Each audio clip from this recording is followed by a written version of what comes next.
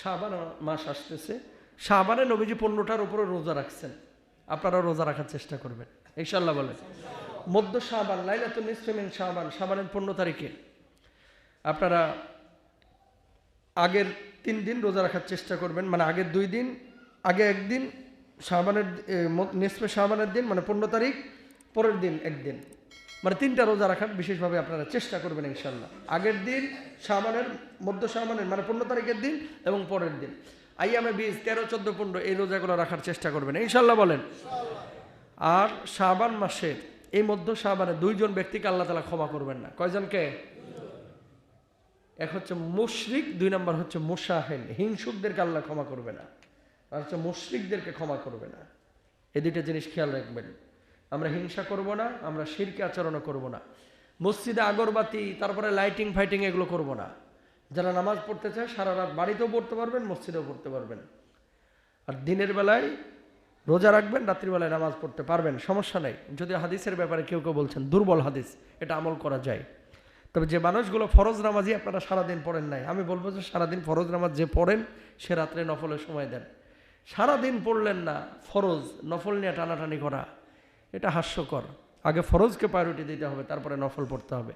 হালুয়া রুটির বিষয়টা নিয়ে বলে দিয়ে আগেও বলেছি, হালুয়া রুটি এটা খাওয়া জায়েজ আছে, কিন্তু ওই শাবানকে কেন্দ্র করে যে আপনি করতেছেন সবাই বরাতের হালুয়া রুটি, এটা নবীজির আমল থেকে প্রমাণিত না।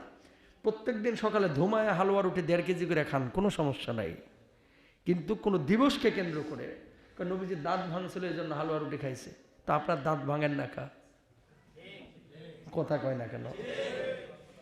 নবীজির দাঁত ভাঙছিল তাই হালুয়া রুটি খাইছে, তা আপনার 2টা দাঁত ভাঙেন তারপরে খান, মিথ্যা কথা। এগুলো কোনো সনদ নাই, দলিল নাই, বর্ণনা নাই।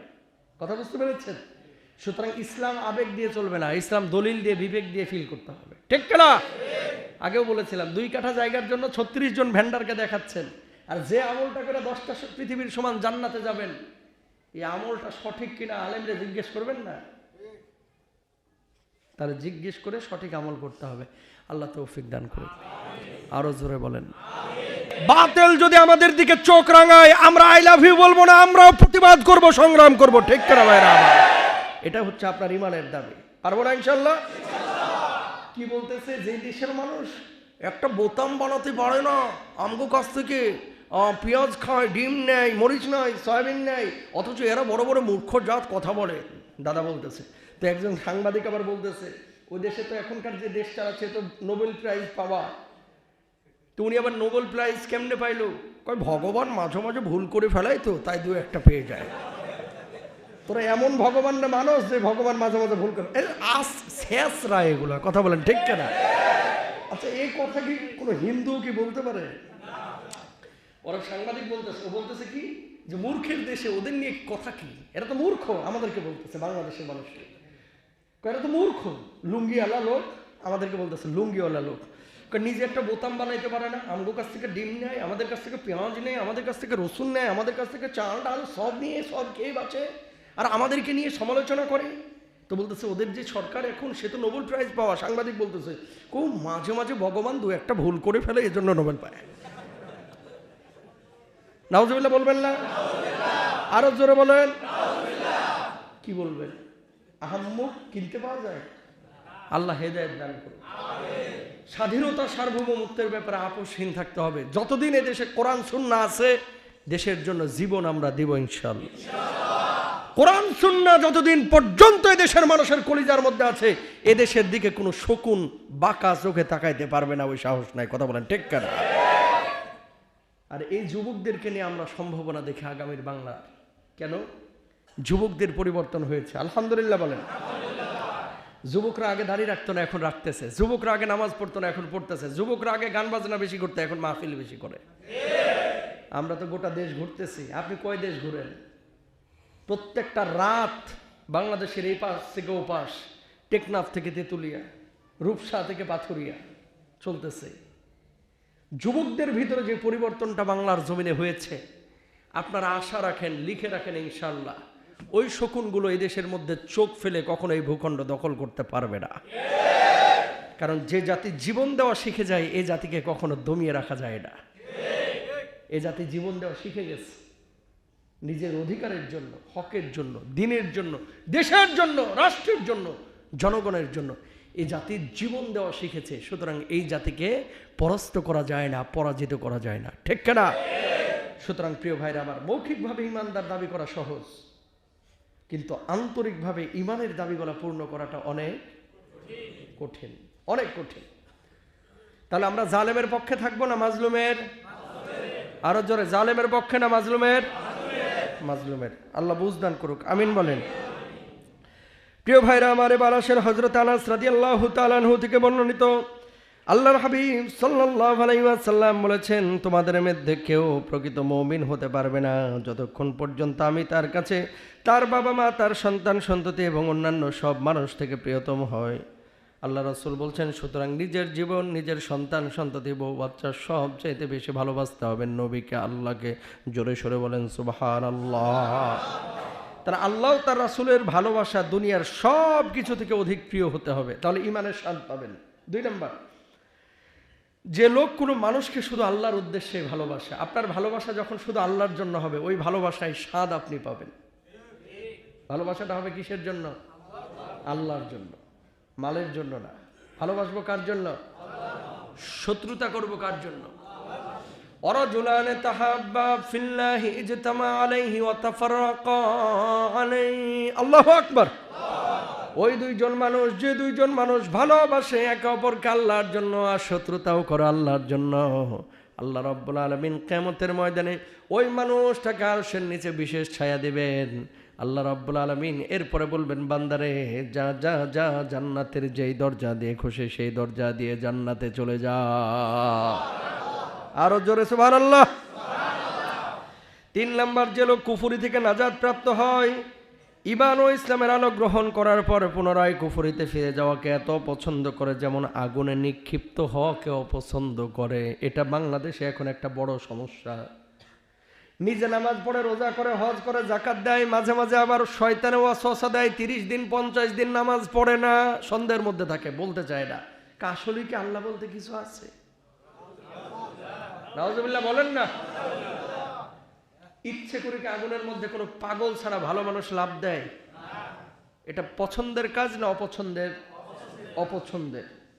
সুতরাং এইরকম কোন ওয়াসওয়াসা যখন মাথার মধ্যে আসবে, আপনাকে ওই আগুনে ঝাঁপ দেওয়ার মতো চিন্তা করতে হবে, আমি তো এরকম চিন্তা অন্তরের মধ্যে না, যেন নিজেকে আগুনের মধ্যে নিক্ষেপ করলাম, ঠিক না? নিজেকে আগুনের মধ্যে নিক্ষেপ করলাম, এরকম চিন্তা।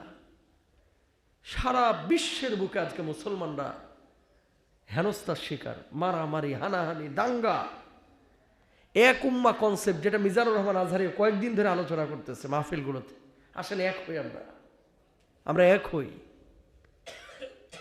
এই এক উম্মা কনসেপ্ট মানে সারা বিশ্বের, ইরানি হোক, আফগানি হোক, পাকিস্তানি হোক, বাংলাদেশি হোক, আমেরিকান হোক, কানাডিয়ান হোক, যেখানে মুসলমান সে আমার ভাই, সে আবার কি একটাবার কল্পনা করেন তো, এই চিন্তাটা আপনার মাথার মধ্যে থাকলে কোনো রিক্সাওয়ালাকে আপনি গালি দিবেন না, বুঝলেন? এটা মারাত্মক কথা। কিন্তু এই চিন্তাটা আপনার ভিতরে থাকলে কোনো মুসলমানকে আপনি ঠগাবেন না। এই চিন্তা আপনার ভিতরে থাকলে, এই যে সামনে রমজান আসতেছে, চাইল ডাল তৈল এখন থেকে আপনি জমাবেন না। এক উম্মা কনসেপ্ট। আমরা সবাই মনে করেন এক মায়ের পেটের সন্তান। আসলে তো আমাদের আদিমাতা হাওয়া আলাইহিস সালাতু ওয়াস সালাম, আমরা এক আদম থেকে এসেছি। আমাদের কোরআন কয়টা? আল্লাহ কয়টা? আমাদের শেষ নবী কয়জন? কোরআন এক, নবী এক, আল্লাহ এক। কেন আমাদের ভেদাভেদ? আমরা সবাই এক ইনশাআল্লাহ। চরমোনাই হুজুরের সাথে জামাতে ইসলামের লিডার আমির সাহেব দেখা করছে। কিছু মানুষ এটা নিয়েও সমালোচনা করে, ও ভাই আপনিও দেখা করেন না। খেলাফত মজলিসকে মির্জা ফখরুল ইসলাম সাহেব ডাকছিলেন 3-4 দিন আগে, দেখা করছে। এগুলো সমালোচনা করেন কেন? আরে ভাই, যত সমস্যা এগুলো হচ্ছে ফেসবুকের কিবোর্ড যোদ্ধারা করে। লিডারদের মধ্যে কোনো ঝামেলা নাই, আপনি যা খবর নেন। ওনার ঠিকই, কিন্তু এই আওয়ামী লীগের এমপির সাথে বিএনপির এমপির ছেলের মেয়ের বিয়ে হয়েছে না, এগুলোকে দেখ কেন আপনারা সমালোচনা করেন? এখনকার চায়ের দোকানগুলো যেন গিবতের আখড়া। চায়ের দোকানে বসলেই ভাই গুনাহ ছাড়া আর কোনো সওয়াব নাই।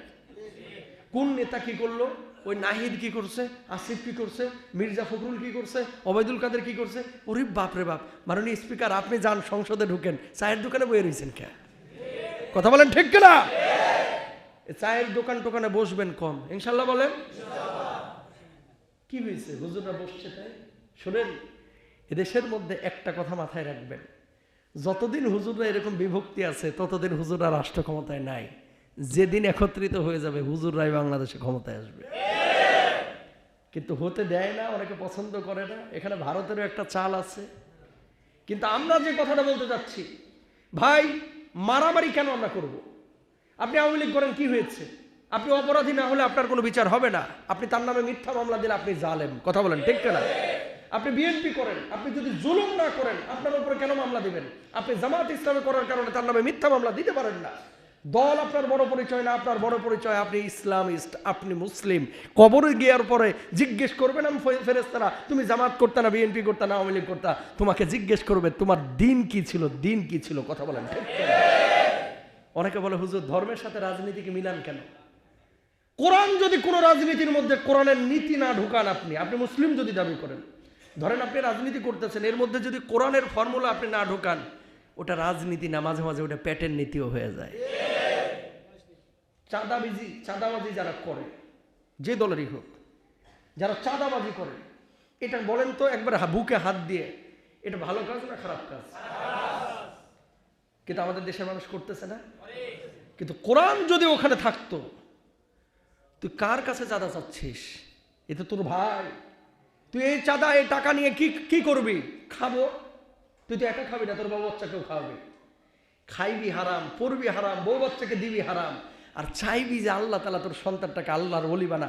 এই সন্তানই তোর চাপা ভাঙিয়ে ফেলাইব। কথা বলেন ঠিক কেন? হারাম খাওয়ানোর পর এই বাচ্চা কখনো বাপ মার খেদমত করে না, কারণ জানে আমার বাপটা হারাম খোর। আপনি কি মনে করতেছেন আপনার ছেলে কিচ্ছু বুঝে না?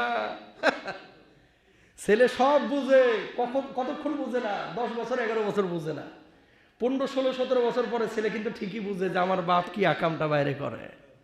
কথা কয় না কেন? বলতে পারে না, সম্মান দিয়ে কথা বলে। লজ্জাবোধ থাকা উচিত যে আমি আমার সন্তানের মুখে কি তুলে দিচ্ছি। হাতটা জোর করে বলি, ভাই আপনারা যারা হারাম কামাচ্ছেন, খাচ্ছেন, কার জন্য? শুধু নিজের জন্য না কিন্তু। আপনি কয় টাকার ভাত খান, কট্টু গোস্ত খান আপনি? ম্যাক্সিমাম মানুষ নিজের বউ বাচ্চাকে ভালো রাখার জন্য এই কাজগুলো করে, ঠিক না? তা আপনার বউ বাচ্চা কি 3 বেলা প্রতিদিন গোস্ত মাছ চায়? না। একটা ডিম দিয়ে ভাত দেন, একটু ডাল দিয়ে ভাত দেন, বলেন যে বাবারে এটাই আমার সাধ্য আছে, কি করব বল। কোনো বাবা কোনো সন্তানকে এরকম কথা যদি বলে, কোনোদিন সন্তান বলবে না আব্বা তোমার গায়ের গোস্ত কাটে আমার রান্না করে খাওয়া, না। বরং বাপকে বলবে আব্বা হালাল পথে তুমি উপার্জন করতেছো, সন্তান হিসাবে আমি গর্বিত। কোনো সন্তান যদি বাপকে কথা বলে, জানবেন আপনার সন্তান আল্লাহওয়ালা হইতে বেশি সময় লাগবে না। খালি দাড়ি টুপি রাখলেই আর জুব্বা পরলে আল্লাহওয়ালা হওয়া যায় না। অনেক মানুষ আছে দাড়ি ছোট, প্যান্ট পরে এসেছে, জামা পরে এসেছে, আল্লাহর ওলি, আল্লাহর ওলি। এটা আপনি আমি জানি না। কথা বলেন ঠিক কিনা ভাইরা? হৃদয়ের সাথে আল্লাহর সম্পর্ক, এটা কি চেহারা দিয়ে বোঝানো যায়? এখানে অনেক নামাজি আছেন, হয়তো আমার আপনার চাইতে অনেক বেশি মজবুত ইমান তার। হাতটা তুললে চোখ দিয়ে টপ টপ টপ টপ করে পানি ছেড়ে দেয়। এদেশের মানুষের একটা ভুল কনসেপ্ট আছে, আজকে লিখে নিয়ে যান। কি কনসেপ্ট জানেন? দাড়ি, জুব্বা, টুপি, পাগড়ি দেখলেই মনে করে আল্লাহর বড় ওলি। কথা কয় না কেন? আর এই যে প্যান্ট পরে এসে, পাঞ্জাবি পরে এসে, একটা চিপা টুপি পরে এসে, এরা মনে করে তা আওয়াম, কি বুঝে ইসলামের। আত্তাকওয়া হা হুনা, আল্লাহর ভয়ের জায়গাটা কোথায়? অন্তরে। বলেন কোথায়? এটা জুব্বা টুপি দিয়ে প্রকাশ করা যায় না। এগুলো পড়ি, নবীজি পড়তে বলছেন এই জন্য। কিন্তু আপনার হৃদয়ের চিত্রটা কি? আহা, অনেক সময় মাহফিলগুলোতে দেখা যায় চেহারার দিকে তাকাইলে বোঝা যায় স্কুল মাস্টার কিন্তু আল্লাহর ওলি। কেন বোঝা যায়? চেহারার মধ্যে একটা ছাপ পড়ে গেছে। ওরে ভাই, কথা একটা বললেই খালি চোখ দিয়ে টপ টপ করে পানি পড়ে, আল্লাহর কথা শুনলে, নবীর কথা শুনলে। এটাই তো ইমানের পরিচয়। সুবহানাল্লাহ বলেন না? হাতটা তুললেই কেঁদে দেয়। মসজিদে এসে আল্লাহর জন্য নামাজ পড়ে। আপনারা অনেকে চলে যান 2 তলা 3 তলায়, দেখা যায় এই চিপা চাপায় দেখা যায় জুমার পরে হায়রে কাঁদতেছে, কিছু মানুষ দোয়া করতেছে। কথা বুঝেন নাই? তাহলে এই মানুষগুলোও আল্লাহর ওলি হতে পারে। আল্লাহর ওলি হওয়ার জন্য খালি জুব্বা টুপি লাগাইলে হয় না, সাধারণ মানুষও হতে পারে যার সাথে আল্লাহর গভীর সম্পর্ক আছে। এই সম্পর্ক কোনো খতিব ধরতে পারবে না, বক্তা ধরতে পারবে না, এই সম্পর্ক কোনো অলিয়ালিয়া ধরতে পারবে না। এই সম্পর্ক তার আর এবং আল্লাহর মধ্যে আছে। কথা বলেন ঠিক কেনা ভাই? এখন জটা বাবারা বলবে হুজুর এতদিনে তো লাইনে আইলেন, আমরা তো এই কথাই বলি, নমাজ পড়ি না কি হয়েছে, ইমান ঠিকই তাজা আছে। আছে না? নমাজ পড়ি না কি হয়েছে, ইমান ঠিকই তাজা আছে। তো এরাও দলিল এঠে দেয়, কিন্তু আত্মাকুয়া হা না, তাকওয়ার জায়গা হচ্ছে অন্তর। আমি নমাজ অন্তরের মধ্যে চালু রাখছি, জুতা মাইরে তোর চারা ফাটায় ফেলা উচিত বদমাইশ কোন হারের। কথা বলেন ঠিক না?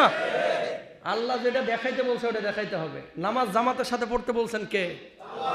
ওয়ারকাহুম আর রাকিন, একসাথে রুকু করো, ওয়াসজুদ ওয়াক্তারিব, সিজদা দাও, আল্লাহর নিকটে চলে যাও। সুবহানাল্লাহ বলেন। তো আল্লাহ বললো যে জামাতবদ্ধ হ্যাঁ নামাজ পড়তে, আর তুমি যে চিপা চাপায় কয় অন্তরে নামাজ চালু আছে, লালনের মাজারে বৈশা বদমাইশি করার জায়গা পাও না। জোরে বলেন নাউজুবিল্লাহ। আল্লাহ তাআলা সবাইকে আল্লাহর ওলি হিসেবে কবুল করুন। 24 ঘন্টা দিন রাত ফেরেশতারা যেভাবে আল্লাহ রাব্বুল আলামিনের জিকির আজকার করছে, শাবান মাস সামনে আসতেছে, এই শাবান মাসের মধ্যে জিকির আজকার বাড়ায় দেন, রমজান মাসে জিকির আজকার বাড়ায় দেন। সারাক্ষণ দুনিয়ার যত কাজ করছেন সব সময় তো মুখ দিয়ে কথা বলেন না, অন্তরের মধ্যে চালু রাখেন সুবহানাল্লাহ, আলহামদুলিল্লাহ, লা ইলাহা ইল্লাল্লাহ, আল্লাহু আকবার, আল্লাহ আল্লাহ আল্লাহ আল্লাহ আল্লাহ, লা ইলাহা ইল্লাল্লাহ, লা ইলাহা ইল্লাল্লাহ, লা ইলাহা ইল্লাল্লাহ, লা ইলাহা ইল্লাল্লাহ। একটা দিন আমলটা করেই দেখেন, আল্লাহর নামটা যতক্ষণ পর্যন্ত জিহ্বার মধ্যে সজীব থাকবে, পৃথিবীর বুকে আপনার চাইতে আন্তরিক সুখ আর কেউ বেশি পাবে না। জোরে সরে বলেন আল্লাহু আকবার। পারবেন না ইনশাআল্লাহ? সব সময় তো আপনি কাজ করতেছেন না, অনেক সময় হাতে কাজ করতেছেন, গার্মেন্টসে কাজ করতেছেন, সেলাই, জিহ্বা তো খালি আল্লাহ আল্লাহ আল্লাহ আল্লাহ আল্লাহ, লা ইলাহা ইল্লাল্লাহ। সবসময় তো কথা বলতেছেন না। যতক্ষণ ফ্রি থাকবেন আমরা জিকির করব, আল্লাহর নাম স্মরণ করব, ইনশাআল্লাহ। আল্লাহ তৌফিক দান করুক।